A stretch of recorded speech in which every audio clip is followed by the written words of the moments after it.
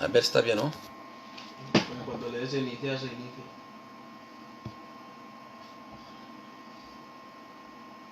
Todavía no ha iniciado. Cuando le des iniciar, se ha iniciado ya. Ah, ok. Gloire à Dieu, le Seigneur des Seigneurs, le Tout-Puissant, le Dieu qui est au-dessus de tout. Molinga mikati na Yesu Kristo, vraiment na esengo mingi, na pusani lisusu mokolo na lelo, pona ko passe moment oyo kitoko elongo biso bana na Nzambe. Yo oyo zomi na ndako tikete Nzambe apambola yo pona ko kota lisusu elongo na biso ko passe moment oyo ya culte na biso. Na yebi ete biso nyonso na molimo na Nzambe na tango oyo tozali uni en esprit. Malgré moto na moto azali kuna na ndako na ye, mais tozali uni. Tikete Nzambe amona moko na moko ke moment nyonso tokolekisa vraiment ezala une bénédiction na libota ya moko na biso. C'est vrai, avant to kende mwa musika na oyo ezali culte na biso, na kosepela mingi toleka so na kokomisa Nzambe na nzela na loyembo, toyeba na koadore susu Nzambe na biso na nzela na loyembo. Alléluia. Tous unis dans l'esprit, tous unis en Jésus, tous unis dans l'esprit, tous unis en Jésus. Nous prions que bientôt ce qui divise ne soit plus, et le monde saura que nous sommes chrétiens par l'amour dont nos actes sont empreints. Nous marchons côte à côte, la main dans la main. Nous marchons côte à côte, la main dans la main. À la table du roi, nous partageons les mêmes pains. Et le monde saura que nous sommes chrétiens par l'amour dont nos actes sont empreints. D'un seul cœur, nous voulons travailler pour Jésus. D'un seul cœur, nous voulons travailler pour Jésus. Proclamer à tout homme qu'il nous offre le salut. Et le monde saura que nous sommes chrétiens par l'amour dont nos actes sont empreints. Gloire au Dieu créateur de la terre et des cieux. Gloire au Fils éternel, rédempteur, glorieux. Gloire à l'Esprit qui verse à nous l'amour de Dieu. Et le monde saura que nous sommes chrétiens par l'amour dont nos actes sont empreints. Alléluia. Nzambe monene, monene, monene ojali. Yo oyo fandi bisika bileki likolo, kombo na yo kumisama, kombo na yo sanjolama, kombo na yo netolama, ozali Nzambe malamu. Yo oyo lingaki biso avant la fondation du monde, obianga ki biso nkolo, opredestina ki biso nkolo, oyebaki na kobianga biso mokonzi, oyebaki na ko justifie biso, pe oyebaki na ko glorifie biso nkolo. Nzambe okumisama, ozali malamu, ozali malamu, ozali malamu kati na bomoi na biso. Kolo nazali kopesa susu merci mingi kolo pona mokolo kitoko oyo leki na kopesa biso. na bisika nyonso tovandi na bandaku tozomi na bandaku nkolo na yebete présence na yo ezali elongo na biso et biso nyonso tout tozali unis de même cœur de même esprit Seigneur pona kolanda nkolo elongo biso nyonso culture ya mokolo na lelo Nzambe opambolama na yo okumisama na yo onetolama na yo ozali nkolo na bomoi ntongo ya lelo yo nde moto opesi biso yango topusani lisusu epai na yo na mitema oyo ezali reconnaissant nkolo koyeba ete nkolo ezali ngolu oyo yo leki na kopesa biso komona ntongo na lelo Nzambe. Merci Nzambe pona bonne santé opesi na ndeko na ngai moko na moko nkolo. Nzambe nazali ko confier moko na moko ya kolanda video oyo Nzambe yo oko akolobela ye yo ko akosunga ye Nzambe oyo nyonso komebima na biblibu na ngai nkolo Nzambe ezala oyo ekotonga bomoi na biso oyo ekoyeba na kokorige biso oyo komema une éducation ya malamu kati na vie na biso oyo komema biso tokoka kozwa ba décision moko ya motuya oyo komema changement kati na vie na biso nkolo Nzambe na tondi yo pe na komisio ozali Nzambe malamu natiki moma oyo nyonso tokolekisa na esika oyo na maboko na yo nkolo guide biso molimo mosanto guide biso nkolo surtout nazali koba na komitika so na maboko na yo ngai nazali bobelese molobeli na yo nkolo tika ete maloba oyo ya yo kobima Nzambe na Israel ezala oyo ko ezali inspiré oyo euti epai na yo mokonzi oyo lingi na moma oyo précis nkolo moko na moko na biso tokoka koyoka yango nkolo mpe kwa koedifie bomoi na biso okumisama na yo opambolama na yo ozali Nzambe na bolingo lokumu nkembo mpe masanzo lezonga bobele epai na yo na nkombo kitoko na Yesu Kristo tobondeli bope tondimi amen. Molinga mikati na Yesu Kristo nazali kopesa biso mbote bisika bizombi biso na nkombo na Yesu Kristo lelo lisusu na bolingo na Nzambe ngai na yo topusani lisusu kati na esika oyo bisika tozombi na bandako mpona kolanda oyo ezali en direct video oyo nazali koyeba na kosala Nzambe apambola yo Nzambe apambola libota na yo Nzambe aleka na kosunga yo lelo na bolingo na Nzambe nazali koyeba na kokontinue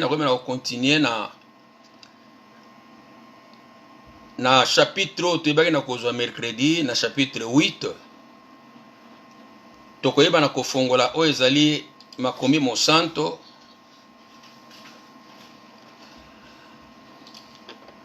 tofongoli ba Bible na biso toujours na chapitre 8 Romains chapitre 8 mercredi toyebaki na kozwa na chapitre 8 oyo kobanda na 28 tina 30 et lelo tozali kozwa toujours Romains 8 tokobanda na verset 35 pe tokosukisa na 39 ezali verset ya suka na répéter lisusu tokoyeba na kotanga makomi mosanto na épître à Paul na Romains chapitre 8 35 ti na 39 kuna matangelo biboye qui nous séparera de l'amour de Christ? Sera-ce la tribulation ou l'angoisse ou la persécution ou la faim ou la nudité ou le péril ou l'épée? Selon qu'il est écrit, c'est à cause de toi qu'on nous met à mort tous les jours, qu'on nous regarde comme des brebis destinées à la boucherie. Mais dans toutes ces choses, nous sommes plus que vainqueurs par celui qui nous a aimés. Car j'ai l'assurance que ni la mort, ni la vie, ni les anges, ni les dominations, ni les choses présentes, ni les choses à venir, ni les puissances, ni la hauteur, ni la profondeur, ni aucune autre créature ne pourra nous séparer de l'amour de Dieu manifesté en Jésus-Christ notre Seigneur. Père, l'heure est venue, glorifie ton Seigneur, glorifie ta parole dans le puissant nom de Jésus-Christ. Amen. Amen. Bien-aimés dans le Seigneur, thème qui nous séparera de l'amour de Christ. Donc, thème, donc rien ne nous séparera de l'amour de Christ. Yangonde zali thème na biso mokona lelo. Kobanda kotala ndenge tobetangi wana qui nous séparera de l'amour de Christ. Alors tozote ko zo thème na biso justement na verset à suka bazali koleba na biso eloko mokote rien ne nous séparera de l'amour de Christ. Eloko mokote ekoko séparer biso na amour de Christ.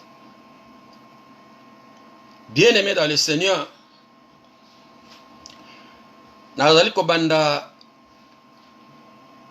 mateya na ngai mokolo na lelo na un témoignage. Ça fait un temps là nakendaka na hôpital ya Alcala kotala moto na kanisi bandeko ya biso communauté azalaki malade et comme na komi kuna justement le nazolekana na moni papa moko ya mondele. Papa wana nayebaki ye ya longtemps le na osana boulangerie et papa wana azalaki na entreprise na ye ya farine, bana ya kotika farine.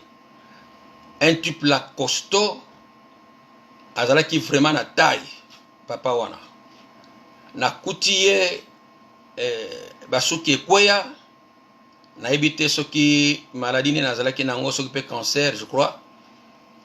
Et l'air na komi wana na moni azalaki vraiment triste. Na koti wana na pesiye mbote pe na yambiye. Alors na bandi ko solo na ye albi na ngai merci. Loling na amour oyo talisi epai na ngai. Tendresse oyo talisi epai na ngai. Abandi ko expliquer ngai alobi bana na ngai bazoya kotala ngai te babandone ngai. Ngana lobi na tuni bana no bazoya te alobi bana na nga bazoya kotala ngai te. Banda nazali awa tanyo sinazoleki sawa bana bazoya te. Ezalaki mingi triste pona papa wana kotala papa wana tinazokanisa vi na ye mobimba apesi yango pona kosalela bana na ye. Tinazoloba kalaki na entreprise ya farine, donc usine esala ya farine pour ça on a kotika farine na boulangerie. Bana na ye bakoli na esengo pote papa pesi bango nyonso asali nyonso pona bango. Bana bazangaki voiture te, bazangi ba voiture te je dirais, bazangaki bandaku te, baye kokuta papa lolenge ni na travailler toute sa vie pote bango bazala malamu. Mais siko papa zo koma na suka na ye na hôpital mwana moko te azokende kotala papa moto na moto na bafer na ye. Oyo kuna aza na tante ya kende kotala papa azo préférer sala ba makambo ne oyo ali kosala.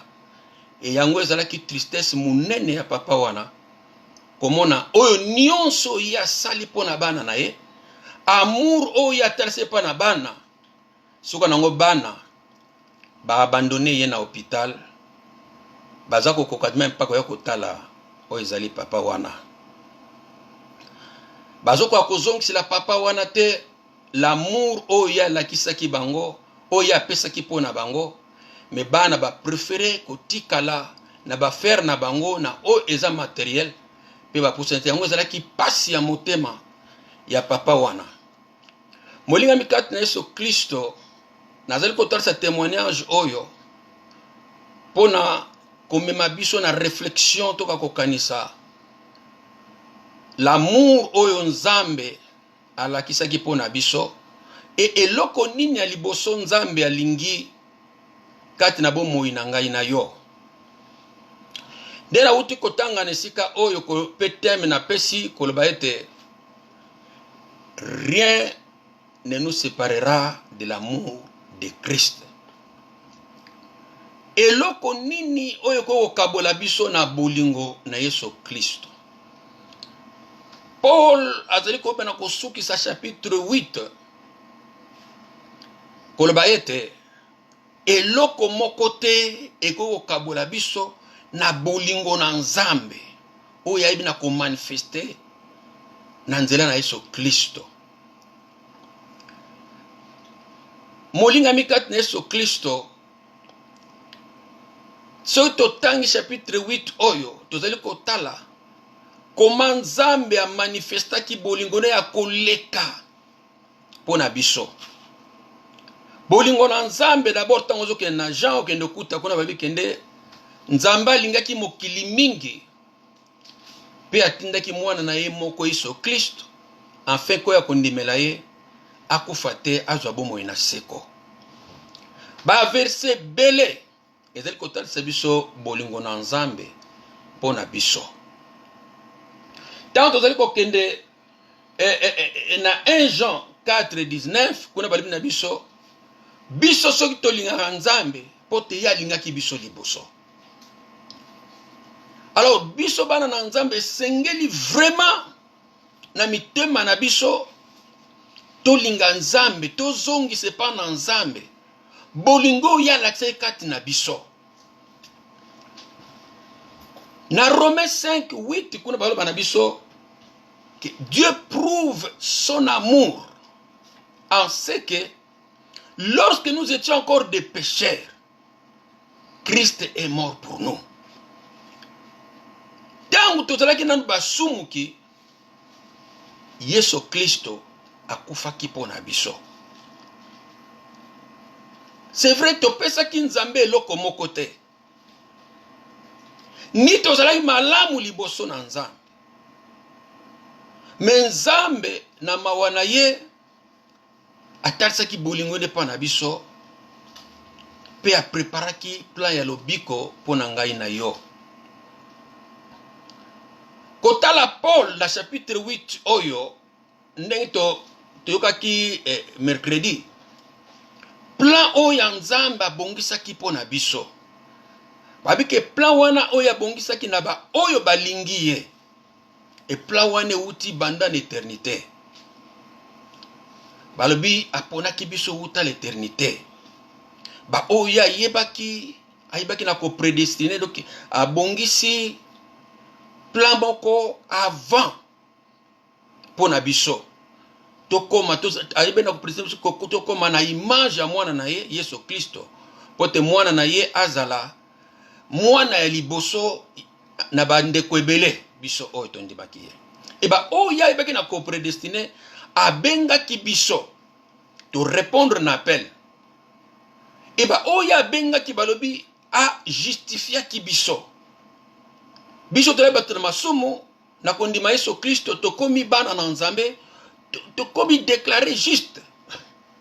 Nzambe aza komona biso lokola totikala kosala ta lisumu moko te. Eba oyo ayebaki na ko justifier balobi ete ye ayebaki na ko glorifier bango gloire. Tokomona gloire na nkolo. Et apôtre Paul aza kokita ba question ebela lobi toloba nini na makambo nyonso oyo nzambe asali mpona biso. Soki aza mpona biso nana kozala contre biso. Nana akoaccuse basanto na nzambe. Azali te. Pote mutu aza kojustifie eza nzambe. Nana kokondane bango. Christ akufi mpona biso. Na sika ngano tokufa Christ akufi. Pe apesi biso vie. Azali ko continuer peti ay ko koma na 35 awa. Kotala donc aza ko kende na conclusion kotala onyoso nzambe asali mpona biso. Condamnation ezali lisusu te. Na ba onyoso baza kati na Yesu Kristo. biloko nyonso ya malamu oyo po apôtre Paul azotalisa mpona biso oyo tondimeli Yesu, biso oyo tolingi Yesu. Alors azali koconclure koloba eloko oyo na chapitre 8 oyo à partir ya 35 alobi nani akokabola biso na bolingo na Yesu Kristo? Nani akokabola biso na bolingo na Yesu Kristo? Yango mutuna apôtre Paul azali kobana kotuna. Molinga mikati na Yesu Kristo, tant que ngano tokoyeba te bolingo ya monene o nzamba na kisipo na biso. Ephésiens azali koloba yango na Ephésiens 2 kuna 4 bazali koloba na biso. Na Ephésiens 2 4 kuna bazali koloba na biso 4 5 bazali kende Dieu bazali kotalisa biso na Ephésiens 4 kuna Ephésiens 2 4 5 Dieu est riche en miséricorde. Dieu est riche en miséricorde pourquoi? À cause de son grand amour qu'il nous a aimés. Amour ya monene oya lingela ki biso. Pe asala ki nini? Na amour oya lingela ki biso, ye ayebaki biso oyo tozalaki bato na masumu. Biso tozala to kufa, ye ayebi na kopesa biso bomoi. Na nzela na mwana na ye Yesu Kristo. Nzambe alingaki biso mingi. Ce n'est pas que biso tozalaki malamu, to tozalaki eloko ya kitoko pa na Nzambe, mais bolingo oyo Nzambe azalaki na yango po na biso. Yango ezali motivation oyo ememaki Nzambe azala ayokela biso mawa. Bolingo wana ememaki ayokela biso mawa. Pe malgré tout les bateaux na masumu, ye ayebeki na kopesa biso vie na nzela na Kristo. Donc nyonso tu o Nzambe asala pa na biso ezalaki motivé par l'amour. Sikoyo oyo nyonso Nzambe asali po na biso, ngai na yo eloko nini ya liboso ni seto tozonkisila Nzambe. Bien-aimé dans le Seigneur, Paul tango akomi atangi o nyosto akomi o nyosto Nzambe asali kati na biso. Amoni bolingo na Nzambe ya koleka. Na bomoi na biso albimbala moko eloko nini kokabola biso na bolingo na Yesu Kristo. Bien aimé, eloko nini kokabola ngai na bolingo na Yesu Kristo. Banda kokanisa yango. De la même manière Nzambe alingi biso, de la même manière, biso esengeli to bana kozongisa bolingo epai na papa. C'est très souvent on est dans autre sa témoignage oyo papa oyo aza triste pona komona ke place ya zali bana na bazoya te. Bazana pasi mais bana bazoya te. Siko ngana yo to bana kotala motema ya papa. Papa Nzambe ye papa na biso. Nyonso asali pona biso. Mais siko tango azomona biso toza kopousa na te pai na ye na amour. Toza motivé te na amour kozongisa oyo ya salikati na biso bolingo. Asengi biso eloko te. Mais eloko aliposa zo senga biso c'est l'amour. To linga ye. Toza la reconnaissant na oyo mingi ya sali po na biso. Asa na posa toza na intimité na eloko liboso. C'est pourquoi Christ azali kotar sur l'amour. A regrouper aux agneaux toute la loi. Quand on a 2 versets au Koloba, tu aimeras l'Éternel, grand commandement yangwa. Tu aimeras l'Éternel ton Dieu de tout ton cœur, de toute ta force, de toute ta force, de toute ta pensée. Et tu lui serviras lui seul. Et à lui, à l'indice Koloba, que tala o ezali semblable, tu aimeras ton prochain comme toi-même. Donc, bolingo oyo, et c'est tout manifester en wepananzan. Et ça, premier et grand commandement, bien-aimé. Ce qui est le premier, le grand commandement, ngana yo, ce to saleli yangote, nyonso to kosala, e kozana tinate. E kozana tinate, on nyonso to kosala, bien-aimé. C'est vrai, bisobana na Nzambe très souvent, to se préoccupa kana makambo mosusu, que l'amour, au secret bana kota, c'est pas na Nzambe. lolenge na tala seki bana oyo mutu na mutu na ba faire na ye. Combien de fois biso to préférera ba faire na biso que le propre Dieu qui nous a aimés. Kotali kozongi sa bolingo nzamba ta seki biso. Mutu na mutu il préfère les affaires. Mutu na mutu sa pousse ne pas ya papa, azaka na posa biloko ya papa. Papa salila ngai oyo, papa ngana za musala te, pesa nga musala, papa ngana lingi oyo, papa tala makambo na ngai, papa tala makambo na ngai. Mais pote to ya kotali c'est pas na nzambe. Rien que Seigneur je t'aime. L'amour là sincère. Oyo utakat na motema. Faut à la papa pour te comprendre motema na nzambe. Tangu bano ya yo ozo mona te ke baza ko zongi sa amour. Oyo yo pesa ke pa na bana. Papa wana sali nyoso bana bazangi eloko te bana bako tika la kozala ba chômeur te puisque telemisi même entreprise. Mais azali ko kuta na ye moko. Et papa sala ka yepe pasi papa nzambe tango aza ye moko azotala bana ne bazako kende na makambo mosusu sans que baya kozonga même na vie ya intimité na ye. Mutu na mutu azana ba faire na ye. Mutu na mutu azana makambo na ye kipaka. Mutu na mutu azoke soka ye pa ya papa pesa ngai oyo papa batelanga oyo papa ngana lingi oyo papa tala problème nanga soka zui pompo akei. Mais l'amour là yango bazo senga pona ngai na yo na oyo nyonso nzambe asalaki pona biso tozongisa bolingo wana. L'amour bazotalisa biso la foi ekoleka, l'espérance ekoleka, mais oyo ezali ya koleka eza bolingo. Bolingo wana tina éternité ekozala. Na éternité tozala na posa ya foi te. Na éternité tozala na posa espérance te. Na éternité tozala na posa ya koparler la langue te. Na éternité tozala na posa ya prophétie te. Na éternité c'est l'amour. Yango nde ekotika la seko na seko. Nazali koyeba na kodefie biso na tango oyo banda kotala la bolingo ne pas na nzambe za lolenge nini. Amour et se manifestaka.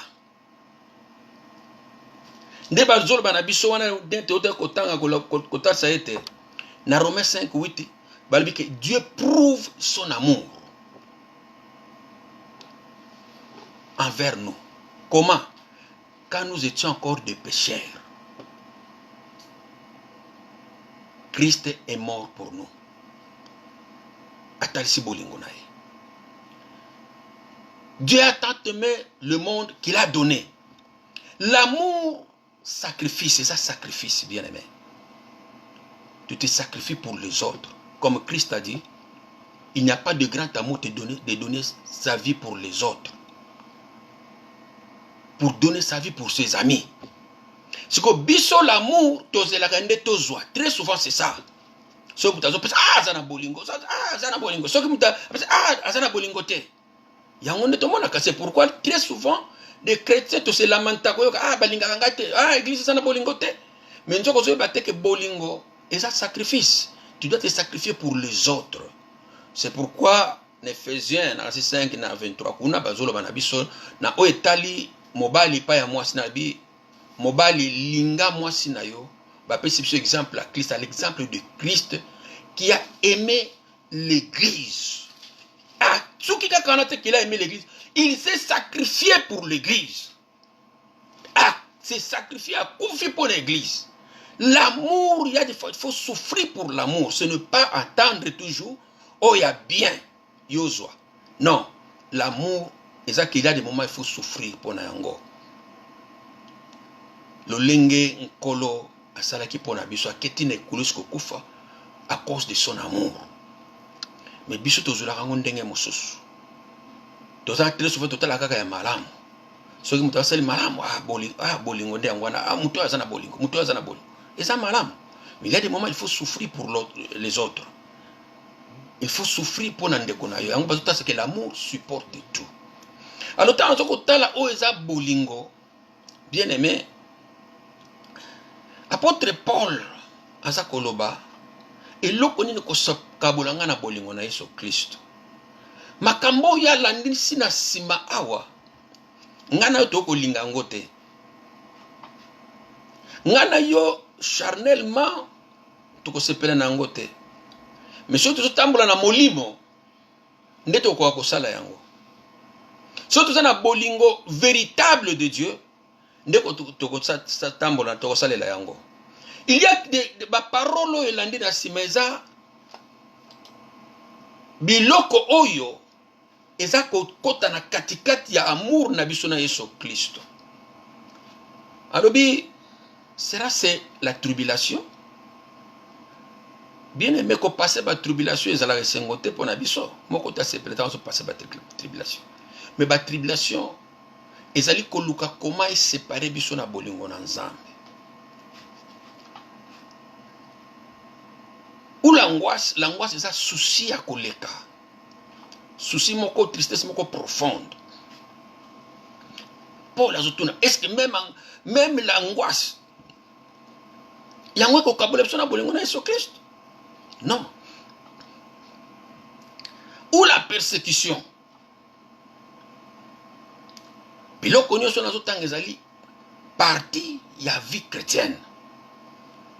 La vie chrétienne ezaka bolamu te, mais il y a des moments difficiles. Comme ba français balobaka, on reconnaît les bons amis na moment ya pasi. Na mokili très souvent na moment ya pasi. Au moins moi si abandonné mobali. Mibali mingi ba abandonna bango. Tango pasi ezali. Tango azalaki na mbongo, basi nyonso bakondima ye, akendaki na première, deuxième, troisième biro, mais l'air mbongo ekosila. Mosusu akangisi biloko na yake. Donc ayelaki mbongo.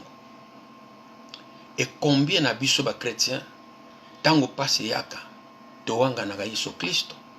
Tango pasi yaka moto na moto ba prière bandi Nzambe otikinga. Mais laisse-moi te dire, même na ba moment wana de tribulation, même na ba moment wana ya ba persécution, même moment wana ya angoisse puisque où je perdu un être cher.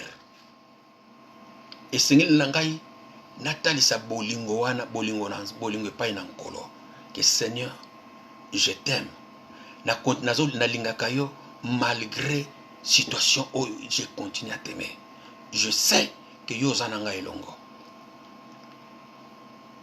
Alors ils ont un moment oyo ba chrétien mingi to pesa quand même Nzambe mokongo pona kolanda satana.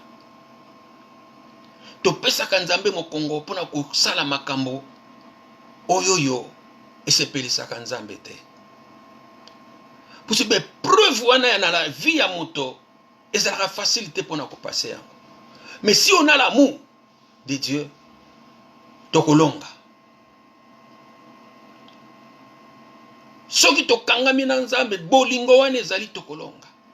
Pote l'amour supporte tout. Toyeba na ko supporter yango. Mais soki toza ko attaché te na Kristo, soki bolingo wana ezali te, très souvent na ke ko sala makambo na nga mosusu. Na ke na ba faire mosusu. Na pesi Nzambe mokongo. Mingi batika vie chrétienne à cause de la tribulation, à cause de l'angoisse, à cause de la persécution. Atiki vie chrétienne.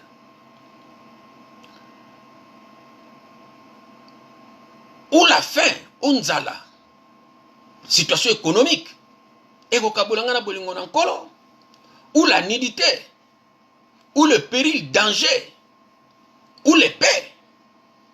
L'épée donc est près de mourir. Ou kokufa pona Kristo. Molingami Yesu tondima, yeba ngo kondimela Yesu Kristo ozana danger. La vie ou la mort. Tozala, faut tozala prêt. Tokoki kokufa pona Yesu Kristo. Soki eza bongo kufi, ondimi na kufa pour l'amour du Seigneur. Mingi to comprenaka yango te, soki passe ye, je préfère nasala même makambo sa esepelisaka Nzambe te, mais nazoluka banzela mosusu. Ça ce n'est pas l'amour du Seigneur. L'amour du Seigneur nde nalobaki semaine passée ezali le mercredi passé ezali kobatela maloba na ye. C'est ça l'amour du Seigneur. Kolinga nzambe ezali kobatela maloba na ye. Kolinga nzambe ezali kolinga moninga na yo. Yango eza très important kati na bomoi na biso. Alors na ba moment même difficile. Na bosana te l'amour du Seigneur ke esengeli na linga nzambe na motema na ngai mobimba. Esengeli na ngai na linga nzambe. Esengeli na ngai na yeba na kotosa maloba na ye. Esengeli na ngai na yeba na kotambola na ye. Na wanga na nzambe te na moment ya pasi. Nazala fidèle puisque Dieu est fidèle. Dieu est fidèle. Alors apôtre Paul Atali abilo komokote ko kabola biso. Même na moment où on a difficile, sache-le bien que Dieu continue à t'aimer. Bien-aimé dans le Seigneur, ngai oyo tunatika nzela na nzambe. Ngai oyo na kweya. Liokanga na yebisa yo. Dieu continue à t'aimer. Nzambe alingi yo, nzambe alingi ngai. Malgré ton akweya, malgré ton atika nzela na ye, nzambe azali ko continue ko linga ngai. Azali ko continue ko benga ngai. Mwana na ngai zonga. Azali na posa na yo. Mwana na ngai zonga. Maulinga mikati na Yesu Kristo. Nzambe loko alibuso lingi tozala na ye. C'est vrai ba chrétien tozo ko mona on dirait ko salela nzambe ze loko aliboso. Ko servir nzambe ze loko liboso. Tikana sala boy, tikana zongisa boy, tikana bala boy, tikana kende boy, tikana sala boy. Tikana kota jaine na baluka boy na kende boy nzambe. C'est bien. Nyoso neza mala. Mais yiba yango l'amour c'est plus que ça. Biloko wana nyoso soki eza motivé par l'amour te. Tozo sala eloko moko te bien aimé. Eloko nyoso yoko sala pa na nzambe. Faut ezala motivé na amour na nzambe. Tant soki natali par exemple 1 Corinthiens 13 kuna bazoloba sur l'amour. Biloko mosusu elobama kuna ekokamusa ngai mingi. L'amour de Dieu. Koloba ete kotala te. Même soki na bi minoko ya sika. Soki nazangi bolingo eza na tina te. Même soki nazwi biloko na nga nyonso. Na pesi yango na ba pauvre. Mais soki naza na amour te eza pamba. Même soki na pesi nzoto na nga etumbami. Nzoto na nga kalite ke nzoto no tumba etumbami pona ba misusu. Mais soki naza na amour te eza pamba. Une personne a coupé sa sans amour. Oui. Mutako pesa sans amour. Mutako salela nzambe sans amour. Parce que nyonso wana na ko sala yango. Mais soki nazangi bolingo ezali rien. Ah bon? Mutu apesi nyonso. Mutako ko sala apesa kama azana bolingo te. La Bible ezotalisa yango. Ndito tsoko tangi na décorati wana. Tokota la église moko ya Apocalypse. Église ya Éphèse. Na Apocalypse 2, 1, 4, bazol benate na église Éphèse. Église Éphèse, na Éphésiens 4, 24, tokotanga bongo tanga sima kuna. Kuna apôtre Paul azakoloba na église Éphèse avant Apocalypse komama. Abina bango bolinga kolo na amour moko o ezali amour o échange kate inaterlable. Donc amour oyo échange kate bolinga nzambe na amour oyo échange kate.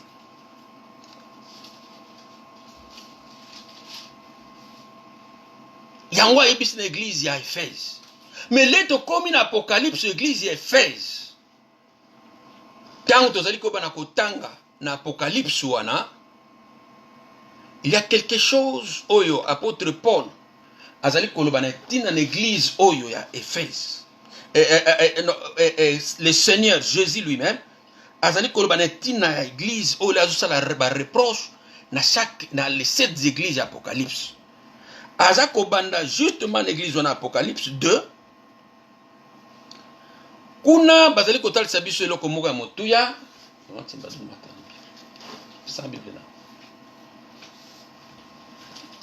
kuna bazali koloba na l'église ya Éphèse po tengana tomona tanto towelaka mbango kosalela nzambe mais tobosanaka bolingo ya nzambe. Une personne peut servir Dieu mais sans kazala na bolingo na nzambe. Église ya Éphèse baza koloba écrit à l'ange de l'église de Éphèse, donc pasteur d'Éphèse.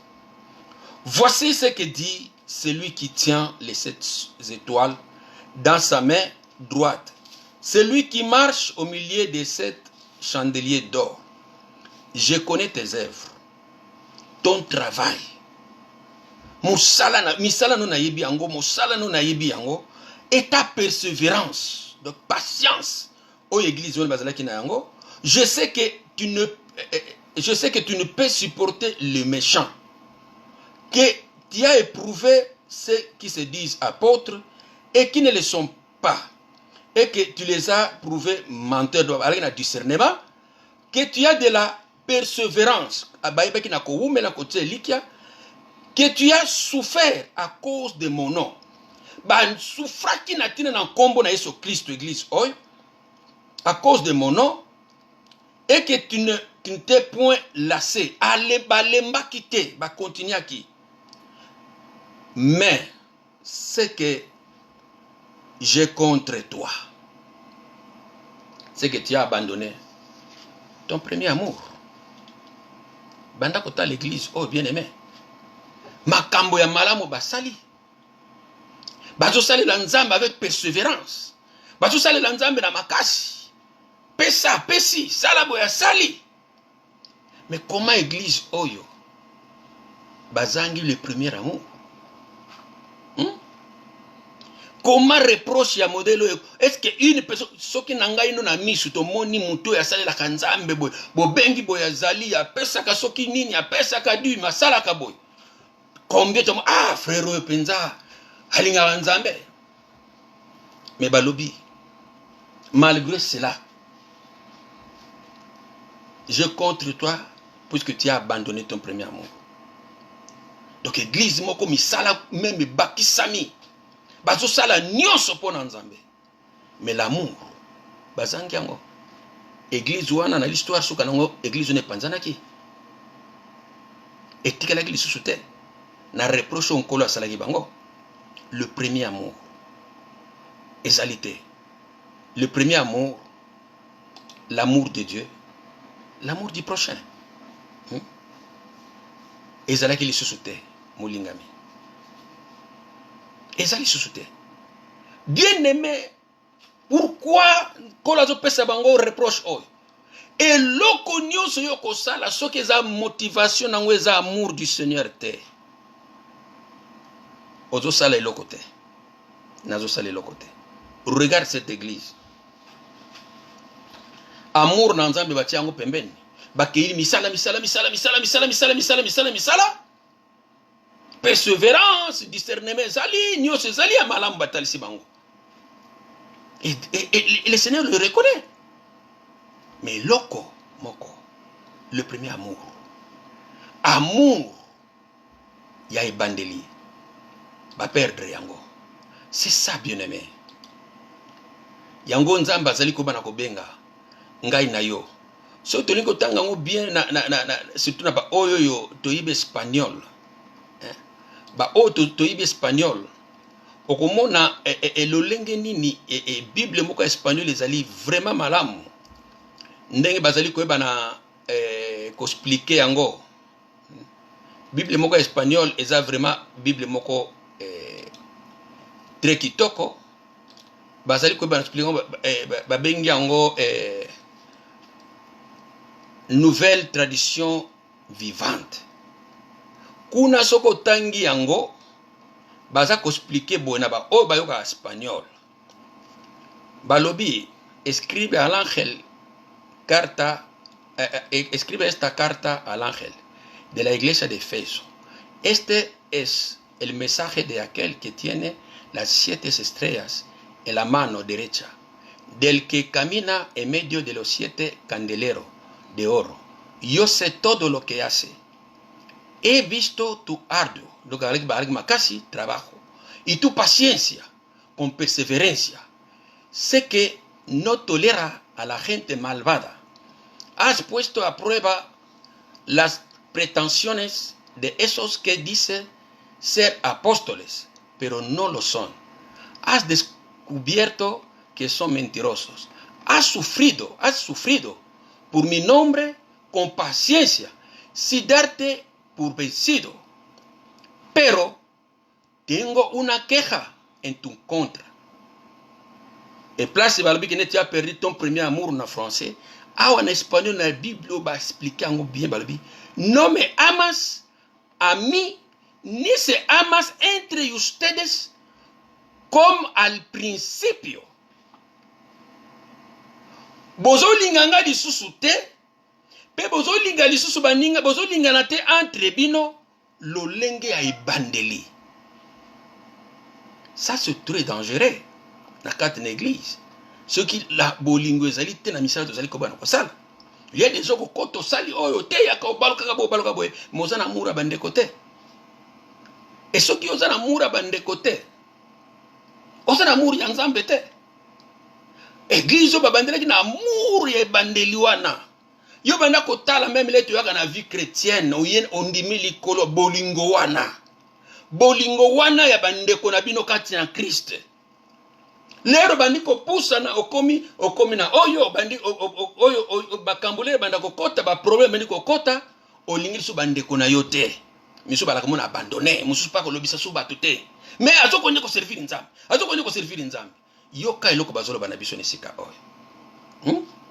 Kolo alobi ozolinga nga lisusu te ni bandeko na yo. Lolengi ya ebandeli.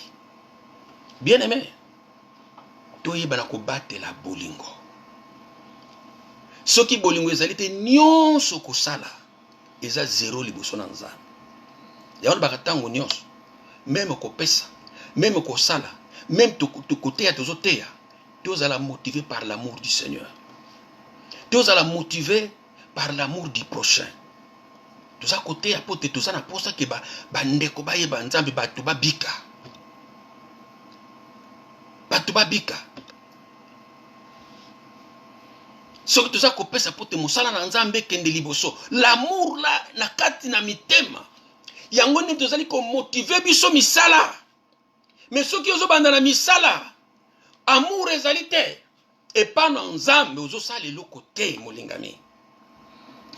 Ce qui les premiers les grands commandements oyo ngana yo tozana ngote tozo sali la yangote nyonso tokosala ezali pamba bien-aimé atana tumbi nzoto na ngai soki bolingo ezati na mokote atana pesi nyonso na pesi na babola nzamba sepela kaboye nyonso na kosala ezali pamba. Ezali pamba. L'amour du Seigneur. Rien ne peut me séparer de l'amour du Seigneur. Même na ba moment ya tristesse ya koleka. L'amour du Seigneur. C'est mingi na biso. Yo banda kotala combien de chrétiens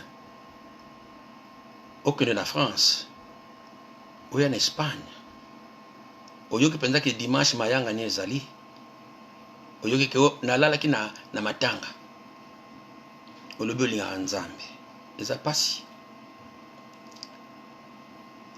Combien de chrétiens, ceux na koufeli, kombo na église na konyata te, pour tenir kende okumisa ensemble. Combien? Combien de chrétiens tout ça la makambo wana tilelo oyo eloko nini kokabolanga na bolingo na Yesu Christ tikete l'amour wana ya kolo. Le Saint-Esprit a répandu l'amour de Dieu na mitema na biso et nous devons manifester cet amour envers Dieu. Comment? Servir les autres. Aimez les autres, aimez-vous les uns les autres comme je vous ai aimé. Le christianisme, c'est l'amour. Les chrétiens disent c'est l'amour, ce n'est pas la haine. L'amour, tout ce que yoko sala pa na moto. Salango pour cet amour-là. Moto ya sala la kanzambe na amour. Azelaka récompense te. Même récompense, mais missionnaire la récompense te. Je crois bien l'église à Corinthe. Ti bazo sala la nzambe na misani bazo sala. Ba tiki amour pembeni. Parce que azo ko compter na rémunération. Asoki na sali bo nzamba ko zonki sala yo. Soko pesi bo nzamba ko zonki. Yango to linga mingi. Mais mutu azala na bolingo. Sincère bolingo, l'amour de Dieu. Même azo sala la nzamba azala na récompense te. Missionnaire na récompense te. C'est vrai, Bible est tout ça mis sur la récompense, mais nazo sala l'amour nzambe non pas na motivation. Calculer que yo linga mutu. Ozo sala la ozo pesa mutu pote bango bazongi sala yo. Ça ce n'est pas l'amour Christ a lobby. Pesa l'intention à recevoir bazongi sala yo te. Mais nous voulons donner une intention bazongi selanga. C'est pourquoi tant besoin de ce matin, soko pesi bazongi sela yo to beti maboko toujours sepela. Mais oyo nzamba sali pona biso, l'amour ya manifesté kat pona biso. Toi tu crois que toi il faut pousser pas dans nzambe pota zongi selo yo sala. Jusqu'aujourd'hui, je le dis, les serviteurs de Dieu pour noter faut pas peso cacher. Moyembi poto yembe la nzambe faut pas peso cacher. Hein? Mbongo faut pas photo nanu poto yembe la nzambe. Obo sali c'est que zo comprendre l'amour de Dieu te pono comme tina pona. Oyo nzamba sali.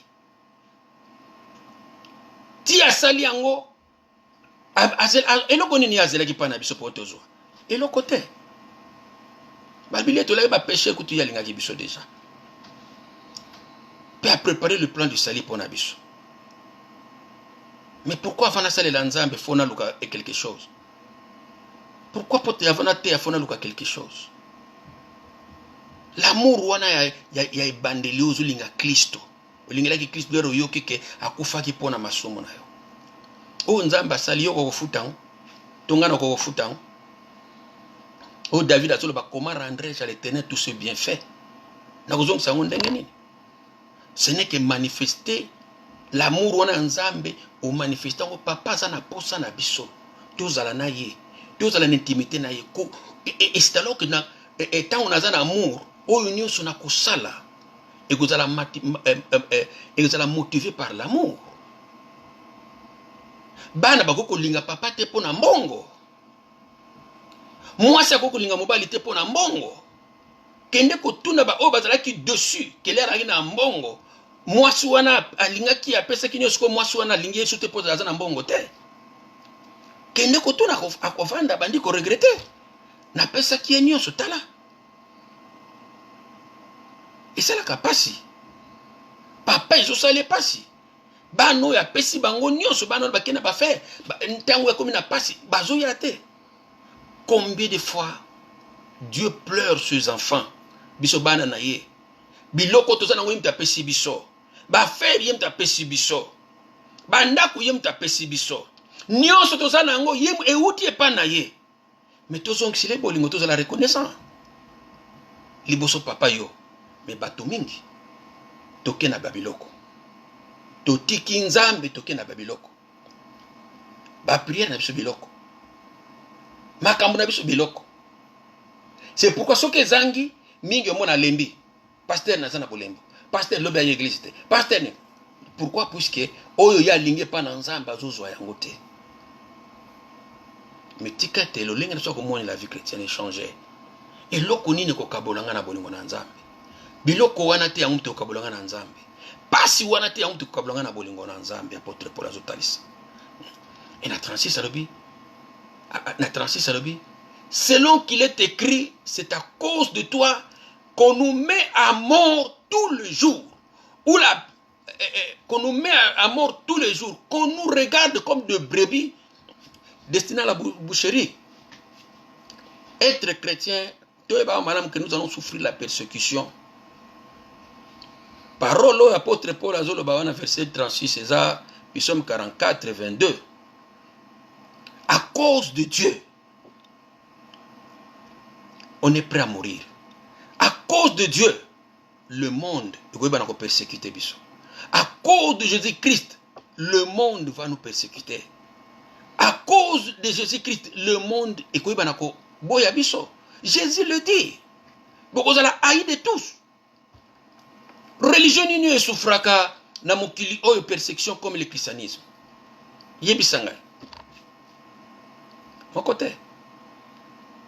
Les musulmans sont prêts à convivre, à vivre na ba hindou, na ba Bouddha, et temple na bango za pembe noana, il n'y a pas de problème. Mais il y a des chrétiens, il faut pas tumbango ba lingite. Dans le monde, vous aurez des tribulations, vous serez persécutés. Mais si vous pouvez souffrir, accepter que souffrir, il faut y avoir l'amour. On zamba sali pona yo, pe yuko wakozong c'est l'amour. Sinon tu na moment où tu vas abandonner. Oui, bah on abandonner. Parce que les souffrir pour le Seigneur. Mais bobé laisser ba oyo. Bazo comprendre ce que Dieu a fait pour eux. Dans un moment difficile, ils sont là fidèles à Dieu. Pourquoi? Parce que Dieu est fidèle. Et bien, c'est cette fidélité-là. Alors, donc, un chrétien, il faut être prêt à tout. Na tina na yo, yango mokolo na mokolo, bazali ko boma biso. Mokolo na mokolo, bazali ko tala biso lokola bibuelo bazo kende na boucherie ko boma bango. Mais, dans toutes ces choses, nous sommes plus que vainqueurs par celui qui nous a aimés. Toutes ces choses, biloko nyonso wana persécution, tribulation, nyonso to kotanga mabe, nzala, kozanga bilamba, danger de mort, épée. Dans toutes ces choses, nous sommes plus que vainqueurs par celui qui nous a aimés. Toza balongi, naza molongi. Yo oyo linga Yesu Kristo. Oza molongi. Ngayo na linga Yesu Kristo naza molongi. Comme tu sais, moment où oza kolekisa biloko makambo ozo lekisa, sache-le que Dieu continue à t'aimer. Ya yeba ki vi na yo avant, ayeba ki nga na yo avant. Apona ki biso depuis l'éternité. Pe to kosuka na éternité na ye longo. Ata nazo passer moment wana. Toza balongi. Parce que na ba moment wana, na kotal ce loko oyo, au moins quand on passer par tribulation, quand on passer par moment de tristesse. Il y a deux mondes des otalayo. Le monde de Dieu et le monde du diable satanique. Quand on passer par moment wana, oyo Ephésiens za kolobake, les jours mauvais. Là ta bibunde parce que les jours mauvais les reyaka. Les jours mauvais on est kapote kwesa yo. Olongo na bolingo na nzambe. Omona ki nzamba trahir yo. Omona ki lokola nzamba abandonner yo. Le monde des ténèbres des otala. Décision que vous te pas na yo. Le monde spirituel des otala. Décision que vous te pas na yo. Okolanda satana, tokolanda nzamba lobi. Oko continue ko aimer nzambe na mama wana. Mais ataku tout problème ango yé atali kambaliwa. Otombole maboko bi nzambe merci. Je continue à t'aimer. Et satana yo ki soni mbala moko. Satana yo ki soni. Parce que ba tribulation za poto kweya. Et yaka poto kwesa yo. Mais ceux qui ont telemi, Satan yo ki soni mbala moko, il continue à aimer Dieu cet homme. Yango nzamba zali kozele pa na ngai na yo bien-aimé. Na ba moment wana, sois fidèle jusqu'à la fin. Olembate. Nazo tala histoire ya Job. Job biloko nyonso alaki nango sili balibi. Oh, soka zangi biloko ako finga nza. Moi ça y finga nza. De nazo zwango penza lokola komba ya kachi, no? Ndeto la ndaki bandu que Job a lembi. Et arbitre 1, 2, tina nefu wana Job olala na mabele kuna lembi nzoto nyonso. Batalaka Job le comme na nef comme pona tanga dit Job atomboli loboko. Je continue à l'aimer malgré des difficultés. Atako pasi yango eleki, je continue à aimer Dieu.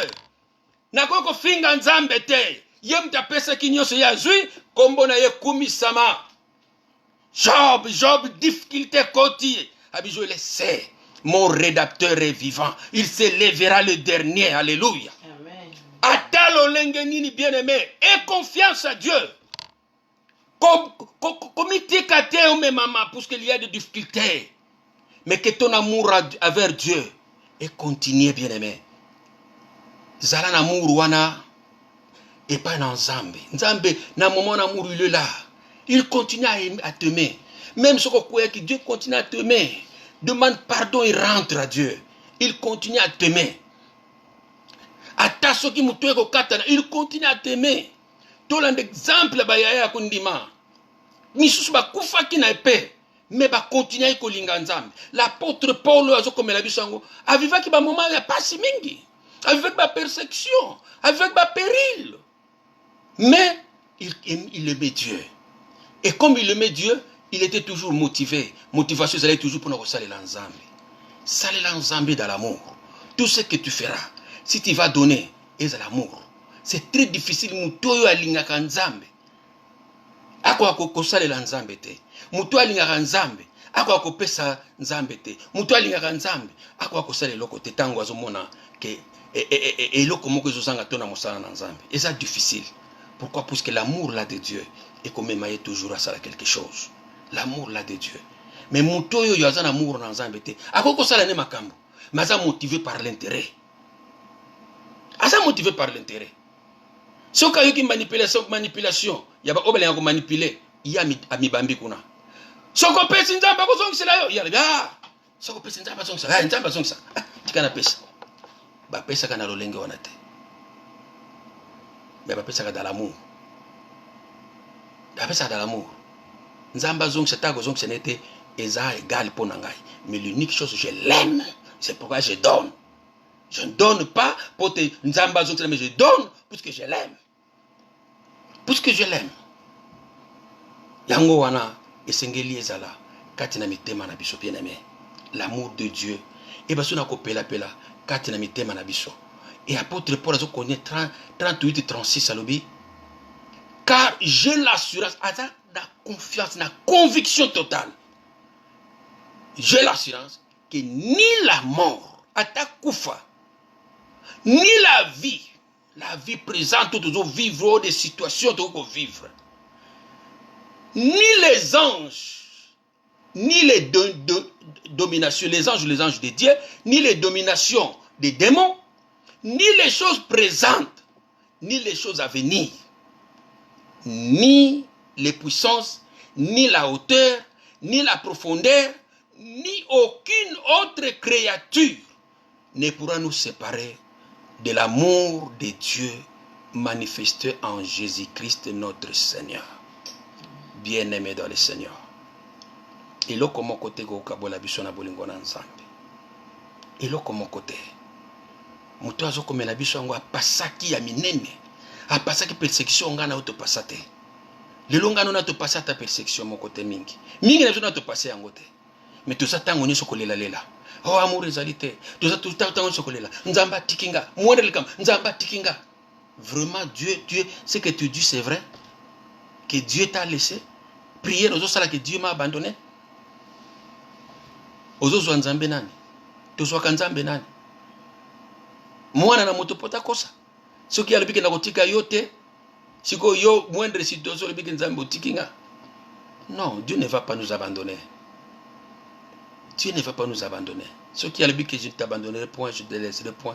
À côté kayote, malgré des moments là difficiles, à côté kayote, à tika qui Job était, à tika qui Paul était, à tika qui ceux qui Moïse était, à côté kayopete, bango nyos ba pasaki ba moment oyoyo, ya ba persécution, ba moment oyo ya souffrance, ba moment oyo ya kozanga. Ba pasaki yango, dans l'abondance pe bazalaki na yango. Donc un chrétien même dans l'abondance, même dans na kozanga, et sengil na yalinga nzambe. Il y a beaucoup sur la partie de l'abondance à kimi nzambe. Tout le monde frère à Kimi Église, puisque ça joue. Ça joue à Kimi Église. Et ça l'est, tout le monde frère a commis député à Kimi Église. Beaucoup de sous-souté. Beaucoup de sous-souté, c'est lui. Beaucoup de sous-souté. A commis un bateau licolo. Mais il a chrétien, qui a comme député. Mais à Kimi Église, l'amour là de Dieu, et ça l'est sous-souté. A comme amour ya mbongo azali kozwa a comme amour ya o bazo landa ye a comme amour na o bazo komisa ye mais créature mon côté j'ai l'assurance oyo kabolanga na bolingo na nzambe l'argent te banda côté ba démonter parce qu'il y a des gens qui ont suivi les démons ba comme on a balandé ba démons yango te ko kabolanga na bolingo na nzambe bolingo nzambe a manifesté pour nabiso na ekulusu Yesu Kristo atindi mwana na ye moko, il a donné le plus cher mwana na ye pona biso et akufi ne kuluso pona biso lolenge ni biso tozongisela ete bolingo wana na pousa ne pas na papa tena ba na papa merci nazwaka temps esika dizoloke Dieu merci, je t'aime Seigneur, Seigneur je t'aime, Seigneur je t'aime, rien que ça frère nzamba aza na posa yango toseloigne te na papa mais topusana na papa na bolingo na solo okoki mpe koya prière nyonso toka toza nango pesa boye nzambe tala likambo nango c'est bien mais il y a des fois oye Seigneur je t'aime papa esili Seigneur je t'aime bien aimé tikete nzambe apambola moko na moko aleki na koyoka message oyo bolingo na ngai nona pa na nkolo emata salela nzambe motivé par l'amour nzambe eloko liboso abengi biso eza kosalela ye te liboso mais d'abord olinga ye ozala na ye et kolinga ye yango nde eza komotive misala oyo elandi nsima et nyonso tokosala par amour eza na récompense mais oyo tokosala soki tozoluka intérêt ça ce n'est pas l'amour vrai. L'amour vrai est à la quintérité.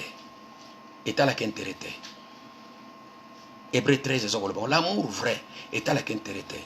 Kolinga nzambe te pote nzamba pesinga akopesanga oyo nzamba akopesanga oyo soki na landi ba non linga nzambe tel qu'il est linga nzambe na motema na mobimba et servir ye na motema na mobimba les premiers grands commandements soki naza na ngote oyo kolanda sima na kosala et vous allez tina mon côté. Zongela nzambe, zala l'amour na nzambe, zala l'amour du prochain. Zala l'amour du prochain. Supporter ndeko na yo. Kopesa ndeko na mukongo te supporter ndeko na yo. Zala na patience na ndeko na yo. Et sika batu ba vandi ba problème ezanga te. Mais linga ndeko na yo. Malgré ndeko na yo asali mbeba, linga ye. Lolenge nzamba lingaki yo nzambe tango linga na yo eloko ni tozalaki nango ya bien rien tozalaki ba fouti tozalaki des pécheurs tozalaki perdus mais il nous a aimés et puis abikisi biso et tondimaki c'est ça l'amour de Dieu et l'amour de Dieu ezakati na moto na moko moko parce que tu as le Saint-Esprit si tu as le Saint-Esprit tu as l'amour de Dieu hein? Le Saint-Esprit est venu à répandre l'amour kati na biso. Mais biso, l'amour de Dieu, katina biso. Parce que sans l'amour de Dieu, comment est-ce que tu vas aimer ton ennemi? Par exemple, mutoyo alobakamabe pona yo mutoyo alingara yote. Okolinge ndengeni. Si Christ a dit aimez vos ennemis. Priez pour ceux qui vous persécutent. Mutoyo persécuté pondre la pona. Si tu n'as pas l'amour de Dieu, impossible. Mais qu'est-ce que le Saint-Esprit a fait? Il a répandu l'amour de Dieu à nous. Nzambo yoyo. Même temps où tu as battu ma somme, alinga kibiso. C'est quoi l'amour entend aux anango? C'est pourquoi tu vas prier même na muto yo. Oyebi kazo persécuté yo. Muto ozo yeba ki muto yo. Azo tchanga bakan, azo tsalanga mabe. Mais ozo persécuté, ozo prier pour naye. Ozo bonde la pour naye. Muto yo. Azo comprendre te, ozo bonde la pour naye. Muto yo ozo mona ke azo ennemi ozo bonde la pour naye. Ce n'est que quand tu as l'amour de Dieu que tu peux faire ça. Mais l'amour, il y a nzoto. Impossible. Impossible que linga muto persécuté. Impossible que nous linga ennemi na yo. Impossible que nous linga muto yo ka critique ki yo. Impossible. Impossible. Mais l'amour de Dieu là est déjà là puisque tu as le Saint-Esprit. L'unique chose banda ko manifester yango. Et lo konyo so yo ko banda ko manifester et ko yeba na kobota katina yo. Et que yeba na kosala kati na yo. Okomona combien et okozala na kimia kati na motema na yo. Okoyeba na komitungisa malisusu te, okozala na kimia. Tikete cet amour là et umela kati na biso tolinga nzambe na nyos ata na pasi ata na bisengo eloko moko te kabola biso na bolingo na nzambe. Bien tobandaki na libondeli pe nazali ko continuer na kokonye pona ko sukisa na libondeli pe na sima na libondeli na kotiela biso nzembo moko na lingaka mingi ya espagnol ozolobela na ntina ete eloko moko te ekokabola biso na bolingo na Nzambe. Éternel notre Dieu, merci. Tolingaka yo po toyolinga biso liboso. Nzambe na nguya. Combien kolo nous t'avons déçu, Seigneur. Mais yo za fidèle ko komi wanga na ten kolo. C'est pourquoi tu continues à nous aimer, Seigneur. Na oto yo ki Nzambe na bomo. Fongola mitema na biso tozala na amour vrai et pas na yo, sans hypocrisie. L'amour vrai et pas à prochain, sans hypocrisie. Le lenge Christ lobi, aimez-vous les uns les autres comme je vous ai aimé. L'amour donne, toyeba couper ça. L'amour se sacrifie. Toyeba na ko sacrifier pour les autres. Que chaque fois tozo sala oya bola mo pa baninge zetu tozo sala mo pa na yo nkolo Yesu Christ. Sunga biso nkolo. Sunga ndeko na ngai moko na moko nkolo. Oya ayoki message oyo. Pe oleka ko pambola ye o to yoki me ma correction na bomo ina biso ete to ko salela yo na bosolo na amour vrai kombo na yo kumisama na nyonso nkolo soki tebaki na ko s'équivoquer mais Nzambe yo zali Nzambe na mawa limbisa biso pe sunga biso na oto yoki teba na ko manifester bolingo na solo epai na yo pe epai na bandeko na biso kombo na yo kumisama na nyonso to bondeli bopetolobi amen. Bien-aimé, na liko tikiti la biso nzembo oyo epe tozali ko bana ko kabwana na sima na nzembo oyo. Rien ne peut me séparer de l'amour du Seigneur. Alléluia, este tiempo para ti.